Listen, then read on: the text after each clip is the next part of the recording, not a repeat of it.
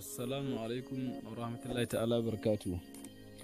Yan uwa barkanmu da warhaka, barkanmu da sake saduwa a wannan channel ta mai albarka, wato gajimaren rahama, gajimaren albarka, gajimare wato a gidan al'umma masoya manzo Allah sallallahu alaihi wasallama.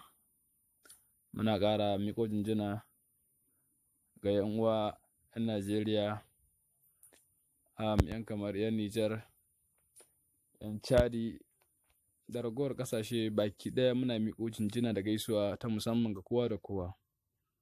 Allah ya bar zumunci.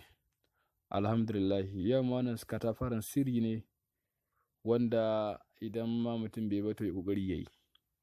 Sirrin wato tsarin gida, wato kuma in ce kafin gida. Alhamdulillah, kowa da ya fahimci wannan. An aka ce kafin gida wato sirri ne wanda da yawa malamai ana amfani da shi ana ba wa wato irin mu wanda suke da bukata. Da aka sirrin kafin gida abu ne wanda kowa ya kamata yi wa gidansu ko kuma ya gidansa domin wato tsari da dukkan wani shari ko sha'anin barayi da duk wani mai nufi da mummunan shari a zuciyarsa, to ya zamanto an mai katangar tsari, katangar karfe tsakaninsa da wannan mutumi. Da ka danwa idan kana da bukata wannan sirri ko kina da bukata, to ki biyo ni sannan a hankali, insha Allah tun daga farko har zuwa ƙarshe zan warware muku komai. Amma idan baka manta ba, ka koma kai mana subscribe, ka taba alamar ƙararrawa, sannan ka taba alamar nan ta all. Idan kuma bidiyon ya ma kyau sai ka mana like. To alhamdulillah. Wannan sirri da muke magana wato katafaren sirri ne wanda idan ka gwada shi ko idan ka ji yadda yake, to kai kanka za ka yi ɗaukin lallai ka yi ƙoƙari ka aikata shi ko kuma ka lalibu wanda zai iya maka wannan aiki, saboda abu ne wanda ya mallake shi to lallai ya gode wa Allah.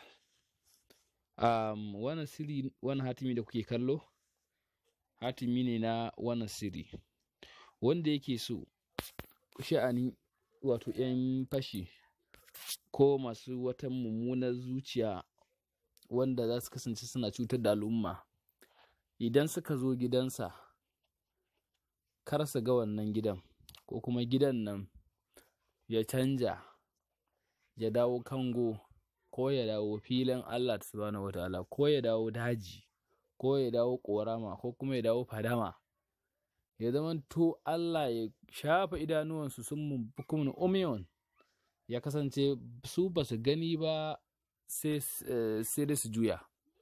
Ya kasance ba su ga gidan ba, sun zo ne da wannan niyyar sata ko kuma haurawa ko fashi ko kaza ko kaza, to amma sai Allah ya shafe idanuwansu. Wani ya gani amma su dai ba su gani ba. Wanda yake so samu wannan martaba, samu wannan gagarumin sirri, to lallai a gare shi da wannan sirri ya yi ƙoƙari ya jarraba shi, domin zai yi wa Allah godiya. Domin gida shine sirrar ɗan adam. Idan ya kasance gida ya tsaro, to lallai za ka samu nutsuwa duk inda ka je, akan za ka dawo lafiya, ka tar da iyalanka lafiya. Wannan shine abin da ya kamata.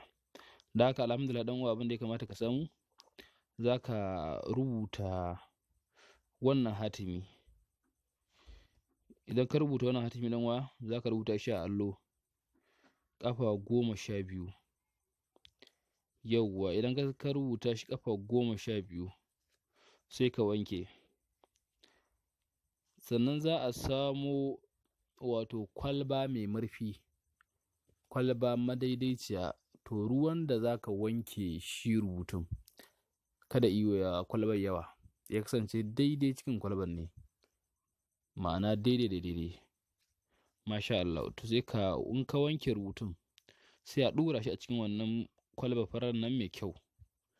Yauwa, to sai a sa a lullube ta ko kuma a rufe ta. Aka rufe ta, to sai a duba ina ne setin tsakiyar gidan.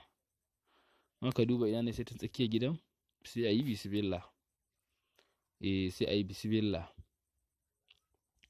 Kafin haka, bayan an lalubo setin tsakiyar gidan, shi kai bayan rubutun an wanke shi, shi Allah za a zo a cikin wannan akwai ma'ul ijaba, za a ɗiga shi a cikin ruwan rubutun kaɗan. Ma'ul ijaba za a ɗiga shi a cikin ruwan rubutun kaɗan, sai a rufe damun kwalbar mai murfi ake da bukata, sai a rufe. Bayan an rufe sai a nemi tsakiyar gidan sai a haƙa. Bayan an haƙa rami tsakiyar gidan sai a yi bismillah sai a binne ta. In aka bismillah aka binne ta sai a sa ƙasa sai a mayar. Sannan in gurin tayil na yan siminti ne sai a gyara sai a liƙe.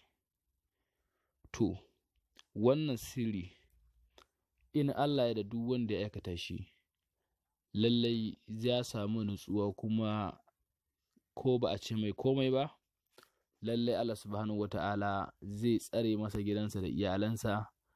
Wani barawa ko mai mummunar wani aiki ba zai samu iko, ko kuma Allah ba zai ba shi damar ratsa gidansa ko kuma ya ce zai shiga ba.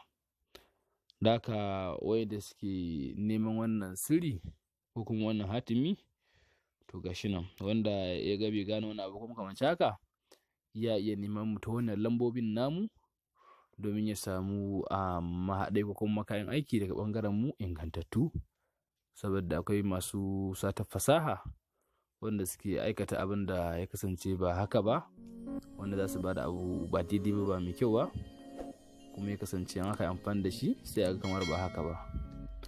Yawwa, to da ka kula da su.